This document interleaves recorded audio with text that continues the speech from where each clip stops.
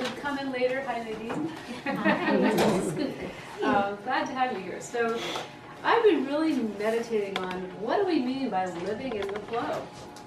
And what I want to talk about today is, first of all, I want to say it's easier to say when it's not. Like, we know when we're not in the flow. We know when we feel off. We know when we feel like we're struggling. We know when we feel like we're blocked.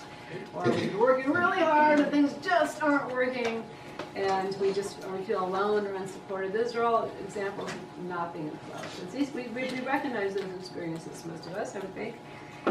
So what this talk I'm going to do today is about is exploring what it's been like for me to explore. What does that mean? And it's interactive. This is not me talking to you. This is just having a group conversation. Because I think everybody here has had an experience of not being in the flow. Is that true? You've had an experience of not being in the flow. And I think everybody here has probably had an experience of being in the flow too. It might be like a peak moment in your life. It might be, I mean, there's many names for it. We could call it grace. We could call it following guidance. We could call it surrender. We could call letting go and letting God. It usually has to do with, we think things have to go a certain way for us to feel safe or be loved or whatever it is. And they don't go that way. And we realize we have this moment of, it doesn't have to be the way I thought it had to be. My thinking is not the answer. In fact, my thinking might be the problem. So everybody, I think, has experienced at least one moment in your life. I certainly hope when you've experienced some flow. Has everybody had something like that at least once? Okay, good. Thank you, God. Okay. So this whole journey for me, and I also want to say we're going to explore this as a conversation together, and I also want to give you an experience today of being in the flow. An experience that's not just intellectual but felt in your body. Something that's a touchstone. You can remind yourself, this is what it feels like when I'm in the flow. So that's my promise to you. Is I'm going to see if I can help you have that experience.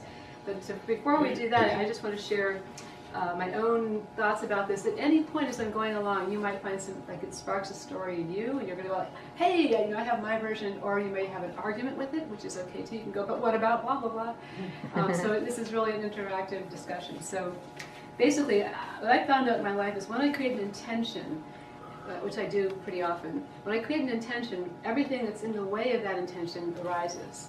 Like if I say, for example, I said, I want 2019 to be an experience of being in the flow because I felt out of the flow since about the last part of last year. So I had this intention, and right away I started noticing how I was being challenged in being in the flow.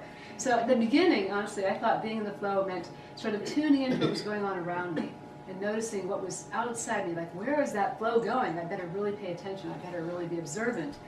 And I was looking for feedback, for signs, for synchronicities, things that would tell me I was on the right path. And I did find some of those, but I have to say that I started to realize it's not really about what's outside us. We think it's like the flow is somewhere out there, like the ocean. I've got to go in the right current. But actually, the current is really inside of us. Like I realized as I went along that the flow is listening inside of me. Do I feel off? Am I feeling off? Even a little bit. Because I've gotten to a point in my life where being a little bit off is like being a mile off. Like I need to be true with integrity, to be true to what I know is right and true for me to do and to be. And when I'm not that, I feel off. And so anytime I'm feeling off, which happens still, unfortunately, pretty often, I need to see how I can course correct.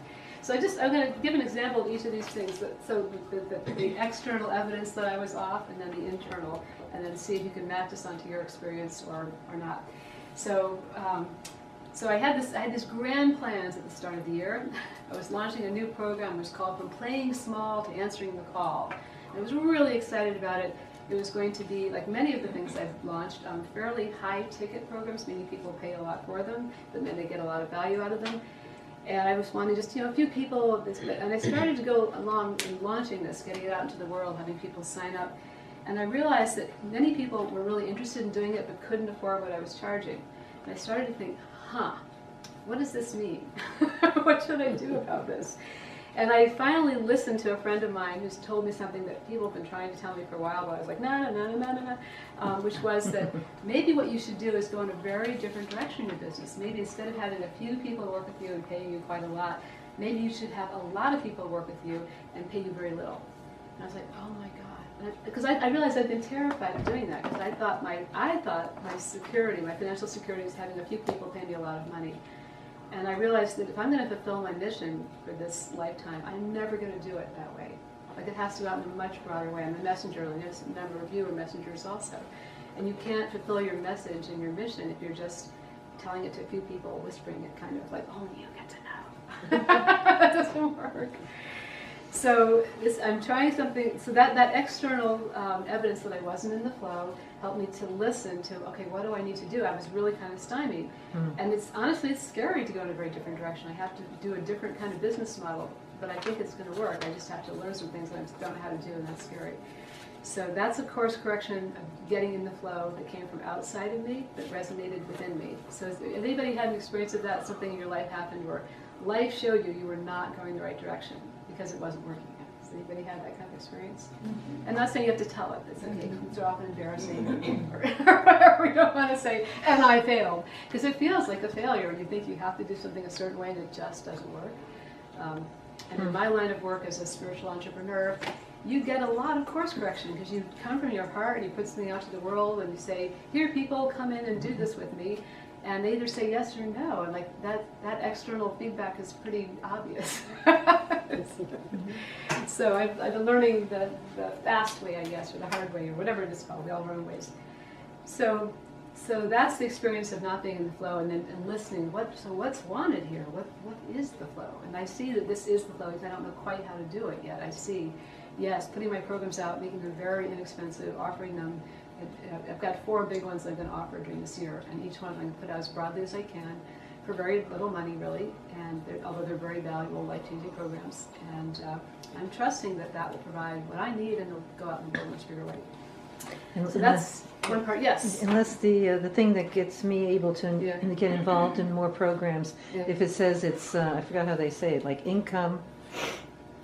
Oh, you mean like adjusting it for your income or something? Yeah, adjusting to someone's income. Right. There's a word for it. Income sliding scale? Sliding scale. Right. And that's a possibility too. I'm thinking and of all the ways to do that helps this. me all the time. When I see sliding scale, then I get more involved. Right, you feel like there's an opening. There's an opening. Because there's no opening if I say, well, here's what the price is. You can't do that? Oh, well. Right. That's what I've been doing.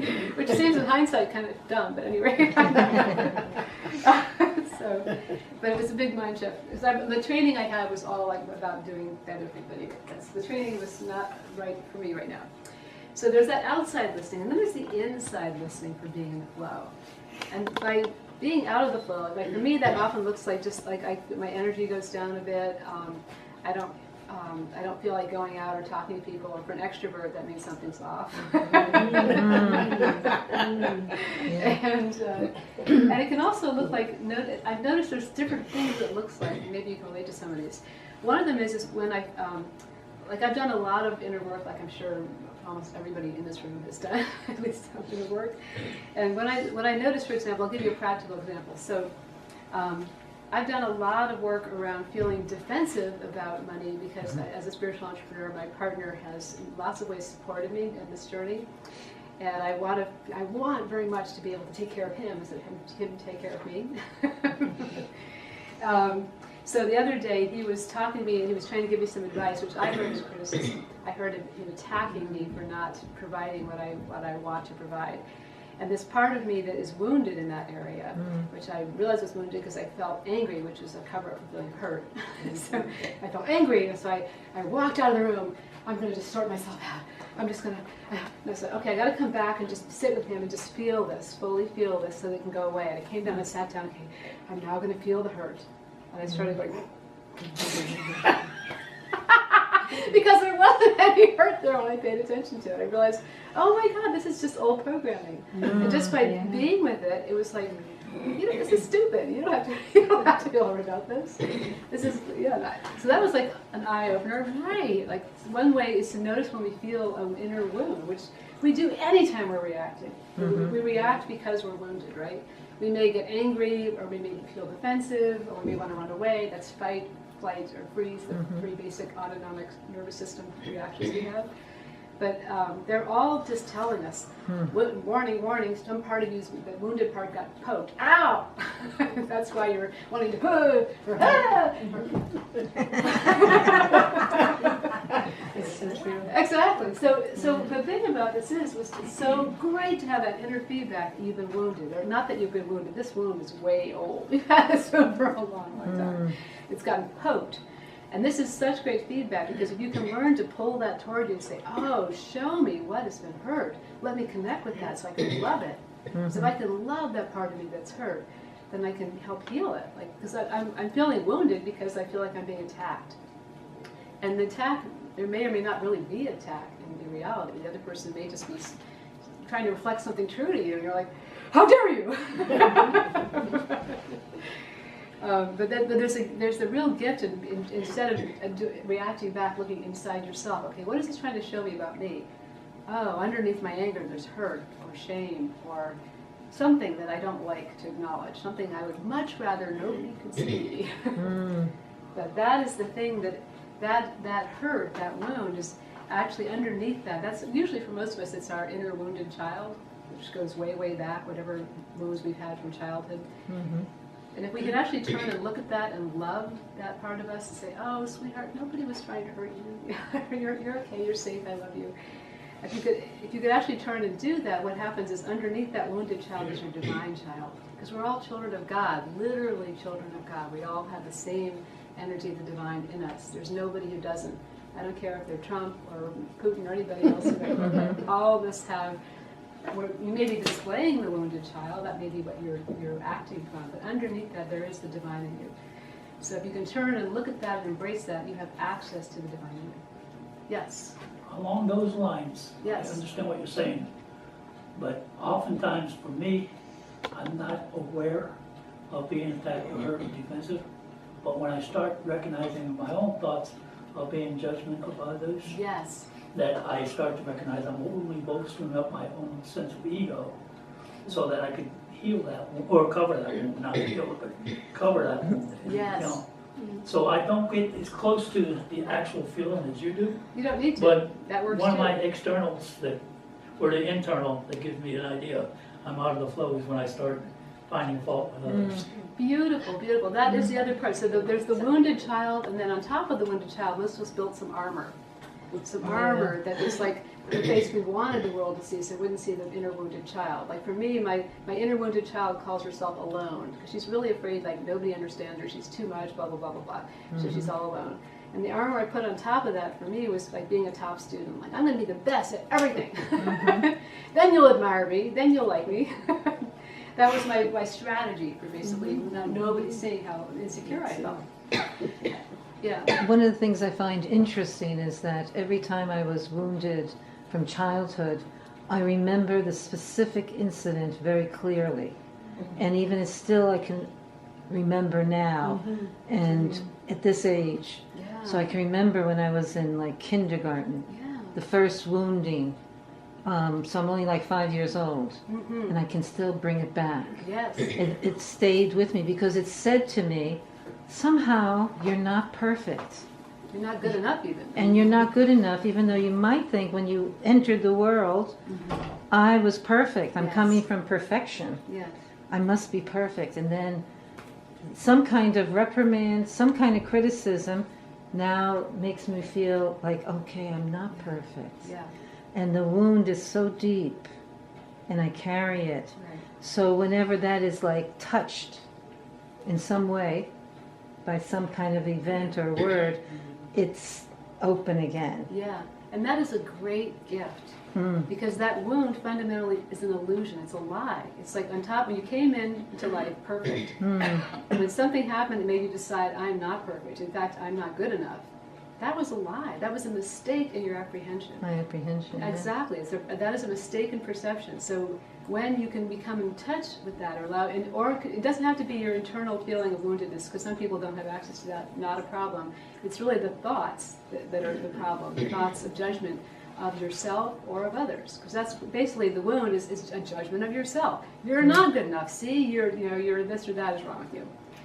And the judgments of others are just the same. And since we really are the same mind, like really we are, we can't project judgment onto other people and not have it hurt us. Because we are affected by the judgmental angry, hateful, critical, whatever thoughts they are that we hold. It's like, we are, that's in us. If we think about it, somebody else is also in us.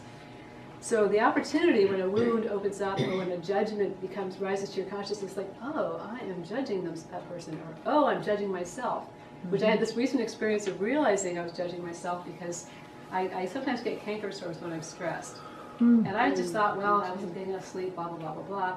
But I realized I was telling myself some pretty judgmental things because of this program not working out, blah, blah, blah, blah, blah.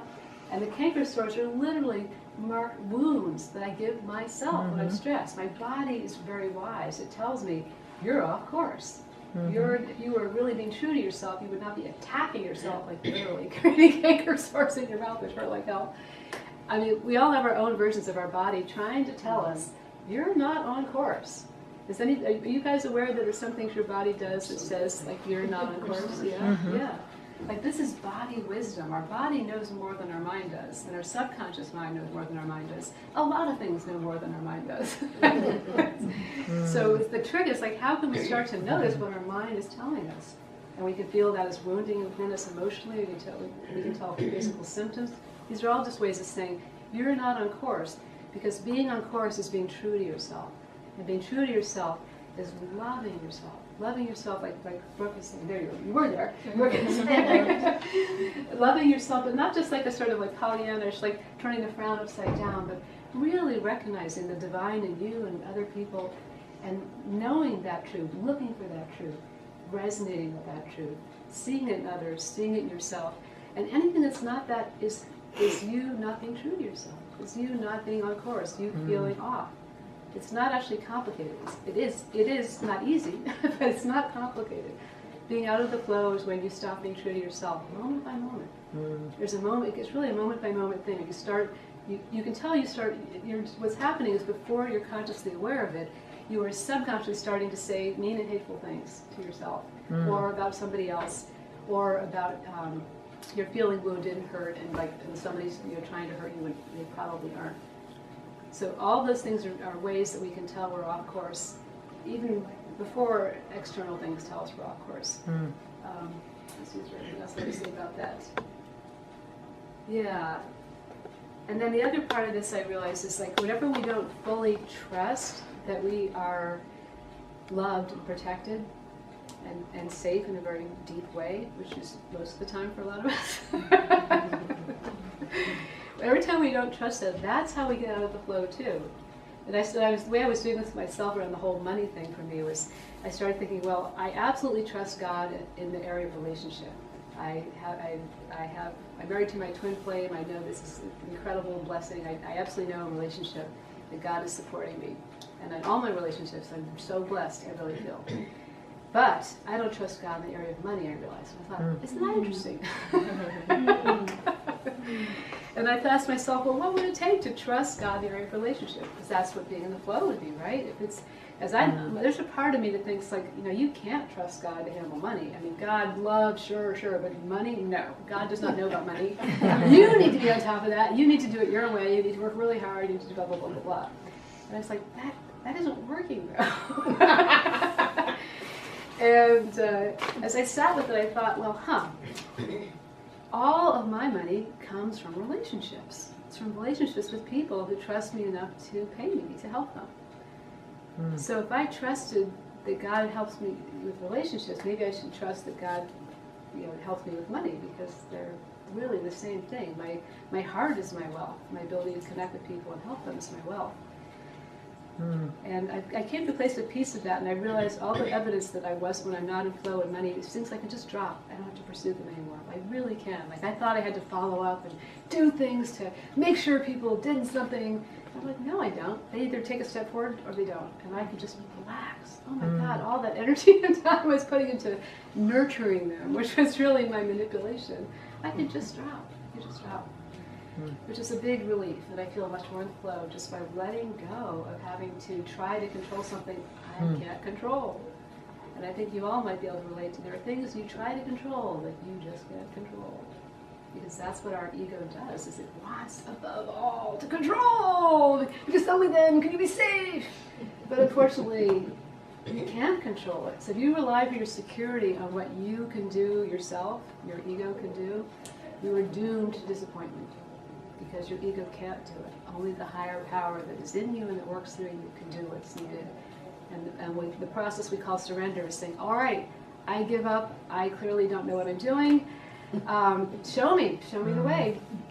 You know, I just came up with an idea. Yes, please. That money used to be gold backed, Mm-hmm. and now it's not, and it's kind of meaningless. Like sometimes I wonder how it is to the spirit world. Like you could pray for something like firewood, and a wind could come and give you wood. but how do you get money? How do you get money from the spirit? And that money isn't even a real thing. Maybe Right. there's None of it's another real, really. way to look at it. This is all a great game we decided we wanted to play. But Yeah. Jerry and then Jerry. I was going to say about the money aspect. At one point, I was determined that my paycheck was my source of income. Exactly. And that's where my faith was put. And then I released the idea that perhaps there's other aspects of Right. abundance, and things started flowing in from unexpected I can sources. testify, you have transformed so much, my friend, in the Yeah. last 5 years. It's Absolutely. remarkable. Yeah. Absolutely. You were living what you were talking Yeah. about. Yep. Yeah. Yep. Yeah. Sherry, did you Such a blessing. It is, yeah. Well, I had a situation where my life would have turned upside down, and somebody bought the apartment that I'm living in, and he wanted to raise it to 1,000 plus. And since all the students, the housing was going for college students, and he was with his fiance, who said no, it must go up that high, and so forth. And it turned out that she had left him, and all sorts of things happened. And I said to God, but before that, I was looking for a new place. I might have to have a new job because I couldn't even afford the new places out here. What am I going to do? I was taking care of my mom. I have another person that lives with me. And it was really a very stressful time. But finally, after doing all that I could on my part, I just gave it up to God and said, God, I've done everything I can possibly think of, and all the tools I used that I possibly know, positive and routes, and it was like a maze. I couldn't get out. I didn't know where to go from there. And I really didn't have a lot of, no one else knew where to put me either. So it was like no support. So I went to God and I said, I've done everything, God. And then I'm not kidding. No sooner, a day later, his fiance left. My rate went way down. He said, I realize what a good tenant you are. I am going to raise it, but I hope this is doable for you. And it was still high for my income, but it's doable.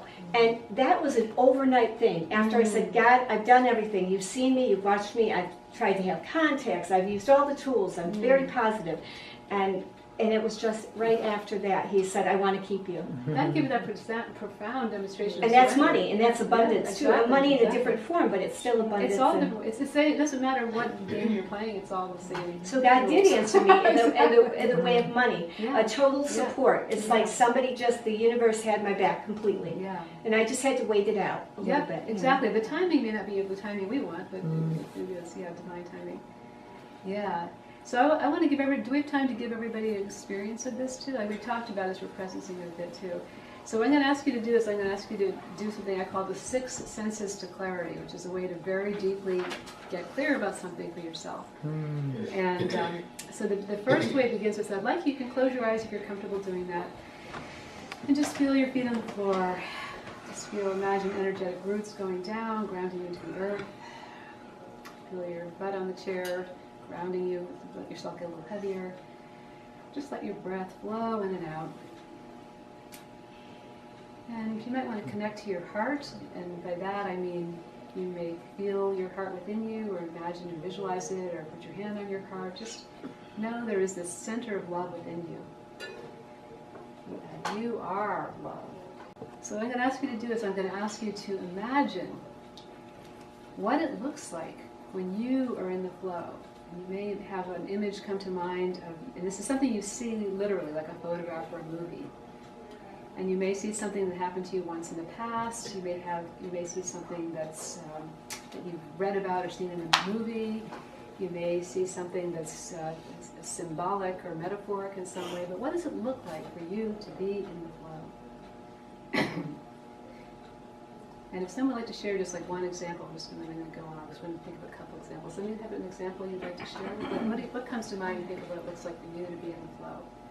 It can be literal or it can be metaphorical. When I'm in the ocean and I'm just letting go, and I do this floating thing. When I'm in the ocean and I just float, totally let go and let the water take me for a while. Beautiful. Thank you for sharing that. Does everybody have one, or anybody struggling to find an image of what it looks like when you're in the flow? It's okay if you do. I want to help you. That's why I'm asking. Everybody have one? Okay. So now I'd like you to imagine, what does it sound like when you're in the flow? And by sound like, I mean literally hear something. So you might hear something that is something you are saying or something somebody is saying to you. You might hear something that is in your environment, like applause or bird song. Or you might hear something that's totally metaphoric, like a heavenly choir going, hallelujah. What does it sound like to you when you are in the flow? Just connect with that and see what sound comes to mind and heart. My favorite Mm-hmm. is absolutely no sound. Yes. I totally get that. When there's absolutely no sound, the mind is silent. In the woods, In the woods. Beautiful. Thank you for sharing that. which this time of year it's easier because wildlife is. That's exciting. So you can be there in the nice snowfall. Mm. Beautiful. You feel like you can stay there for a long time. Yeah, it's so restful. And by the way, you're not flowing. Yeah, well, that is flow. Flow is, But you're flowing inside. yeah, exactly. It's what we're really looking for is that internal flow, that internal peace and rest. Yep. Yeah, and we're not striving and trying to figure it out and blah, blah, blah, blah, blah, blah. Just there. Beautiful. Yeah. What I teach children is that their own voice is self-soothing. And I teach them to say, slow down, so-and-so, and to talk to yourself in a very calm, quiet voice. And so they hear their own voice, and when it goes very slow, and they slow down, like they do, you can That's tell. I think it'd be beautiful for us all Using their just, own voice. I think it'd be great for us all just to say out loud to yourselves, slow down. Slow down. Slow down. Slow Good mantra. And, Good. and sometimes I want silence, like Jim says, silence. There's so much noise, like if I listen now, I can hear buzzing, you know, electronics. Yeah. And so I go to the electric box in the house and I take the main switch. You cut yourself off and just I pull everything off That's and funny. boom, Yeah. everything Remotely. stops. No refrigerator, no nothing. And it's What if we could do that to our brains? Just like all the chatter. so kind of- great. And then just rest in that silence. Yeah, yeah. Good, so just staying with whatever you saw or whatever you heard, imagine feeling that in your, if you could feel that in your body, just check in. If you could feel that in your body, where would you feel it? Just check in and see what you notice. For some of you this is easy, for some of you this is not easy. But just imagine if you could feel that sense of flow that you were seeing and hearing, where is it in your body? Anybody have just something you want to just pop up and say, in my belly, in my whatever? In my chest, deep inside my chest. Okay. My gut. You've got good. Good. So just staying with wherever you feel it. Notice it. And is it warm? Is it cool? Is it neutral temperature? It's warm. Just notice whatever it is for you. And notice for yourself, if it had a color, what color would it be? Just see what comes to mind. It doesn't have to make sense. Like, why would it make sense? So if it had a color, what color would this internal sense of being in the flow be?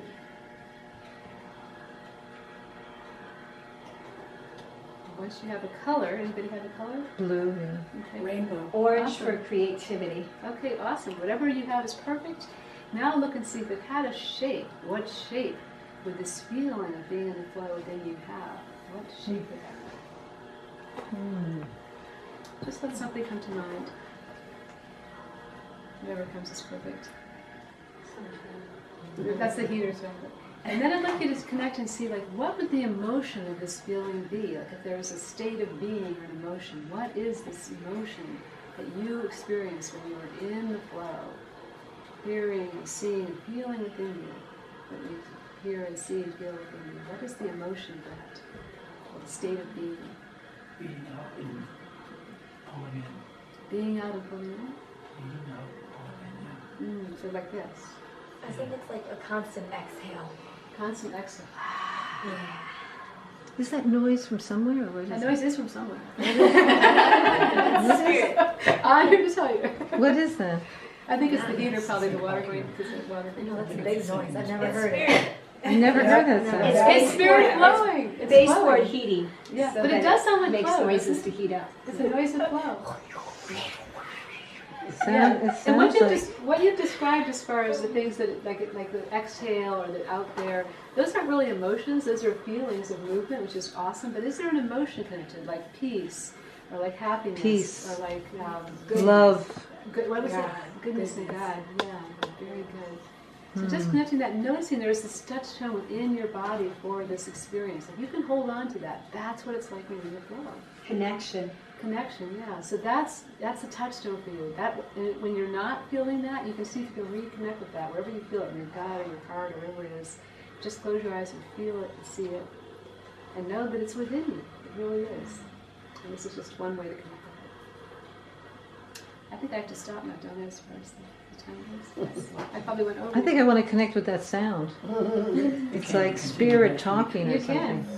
I also wanted to make a mention that, it's like the dichotomy is that when you had mentioned that you're an extrovert and then when you're out of the flow that you can tell because you don't want to be with people or whatever. But for me, the other day showed that it was okay to say no to going out and doing things when I found out I needed to connect with me. I needed to be alone. And I hadn't been alone in so long that even though there was a fabulous event, I knew inside that this is what I needed was to pull back to Going me. inside is all that matters. Yeah, good work. Yeah. And so it was a wonderful experience. This past week, I think a number of people experienced dead batteries. But often those batteries are not dead because they can be recharged. Yes, yes, Well, our batteries can go through the same thing. absolutely. So how do we get recharged?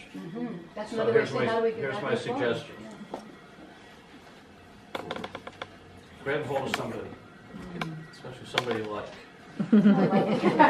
and your batteries get recharged. Yeah, It's so true, isn't it? Just concentrate on it. yeah, just the connection. Otherwise, you feel so alone, And that's not being and the battery gets worse. That's Yeah, true. yeah. Beautiful. Well, our community understands flow. Yeah, I was thinking when you were talking about what do you feel when you're in the flow, and when I'm in the flow, I'm so joyful within that it can't be contained within. I've got to go out and share it with someone. I get that about you. Beautiful. And I feel that in our schools, we need to say it's okay to hold hands. And even in kindergarten, they are saying you don't need to hold hands with someone. And I find that's very Can't important. be What in you their just said, it's a way to recharge and regroup. And This is such a rich, beautiful conversation. I know we're not keeping to the timeline for unity. No, that's okay. There's no timeline. We can end now anytime. I as soon have as to people say, wanna in go. kindergarten, I think it's very important that you hold the hand. of course. Mhm. Well, we're going to all hold hands shortly. Yes. I have something really quick. But Sure. I think it's challenging to be human because we do have to take, as you also talk about in other programs you've had, even like now, that we do have to take inspired action. Not just Because if we action. don't take, it's like we have to be in the flow, but then we also have to take action.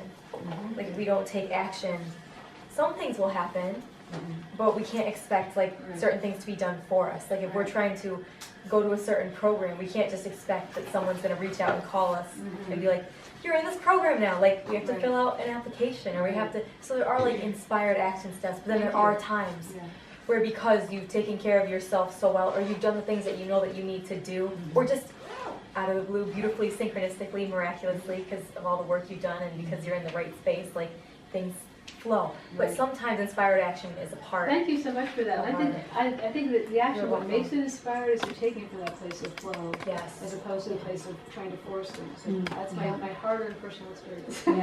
Exactly. Yeah.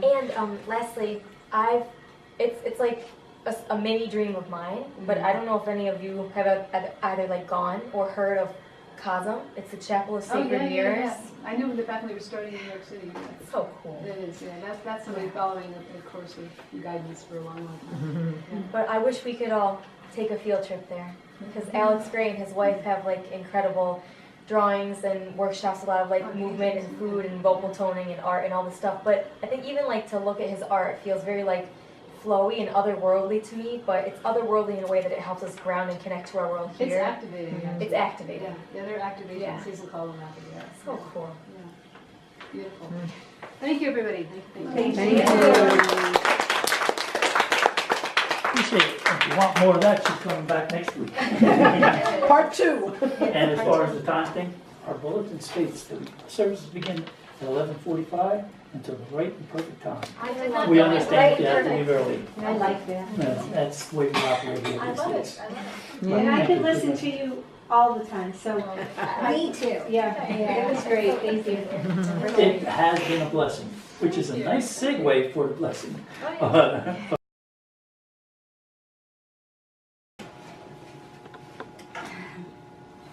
So you see above the lyrics, there's an explanation of the chant, which is at the end of the song, we're going to chant Om Namo Guru Dev Namo. That's what was very meaningful to me, by the way, so perfect. Oh, good. So the language is Gurmukhi, and so if you have taken a Kundalini yoga class, like I know Brooke has, they tend to use a lot of Gurmukhi chants. If you take other kinds of yoga classes, you might do Sanskrit chants. So I like to chant both kinds of all kinds of chants. This is one of my favorites. So there's a loose translation on your papers. There's different ways that it's been translated.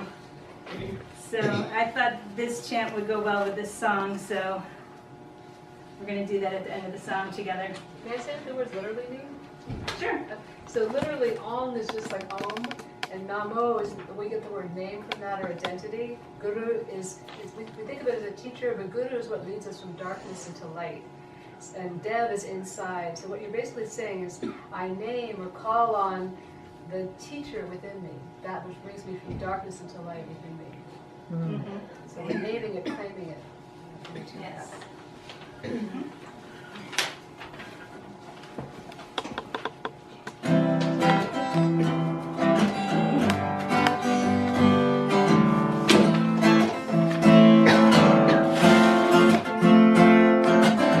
I'm living in the flow. In every moment I'm letting go. Letting go of thinking that things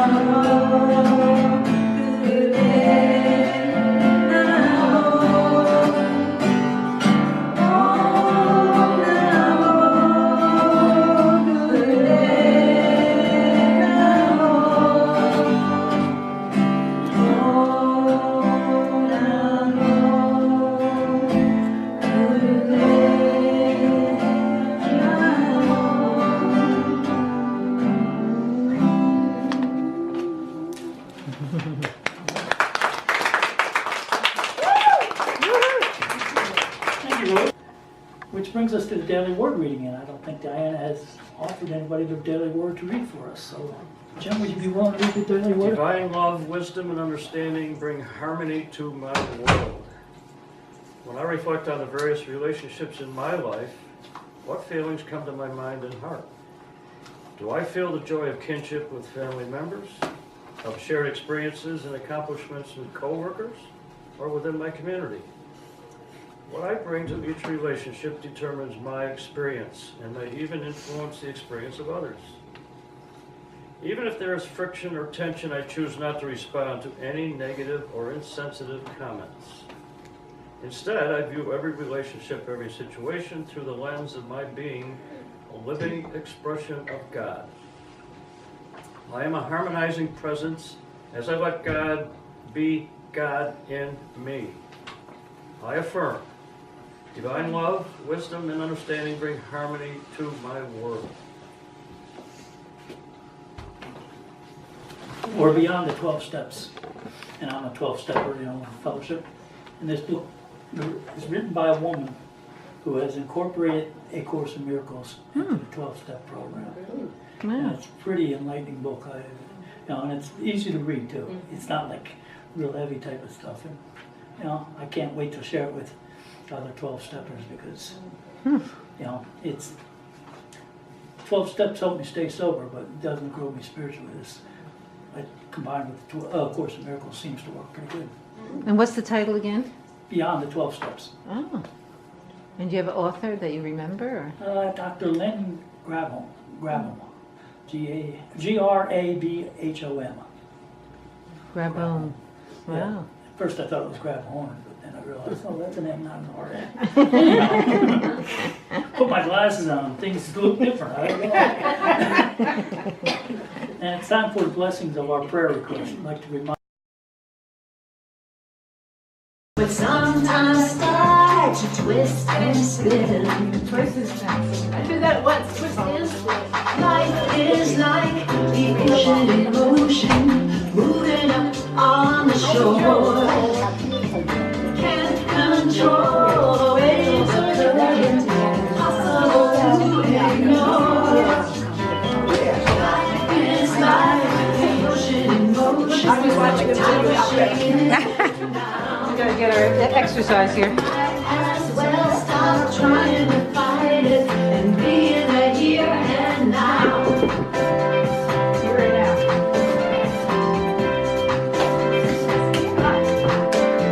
It seems unfair, it makes me mad. I can't control the circumstance, but like the waves beneath the rocks, I move around stumbling blocks.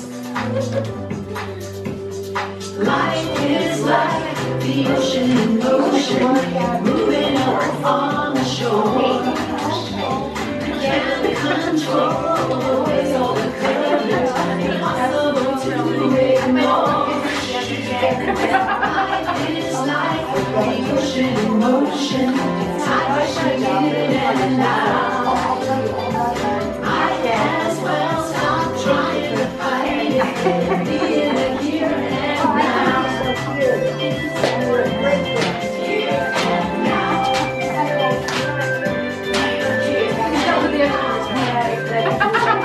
These are the introverts. What is it? And though the moon controls the tide does not resist. It's not sad, it does not add, it just finds a way to persist.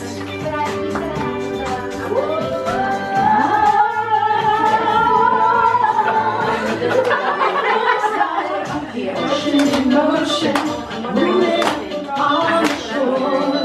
Spirit can't control.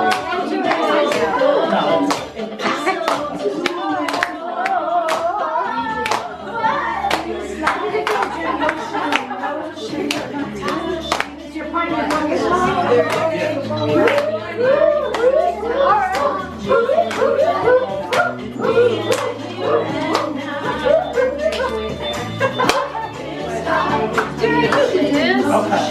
Oh, yes. Come on, Jerry. Jerry, don't be scared.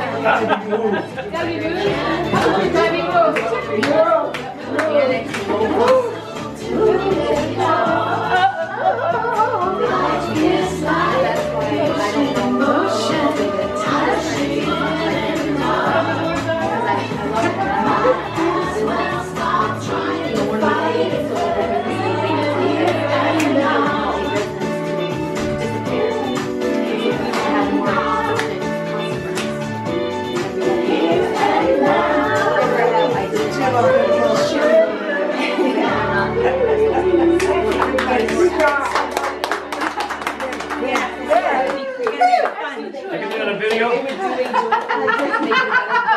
Of course we have that on video. That'll bring a lot of people in.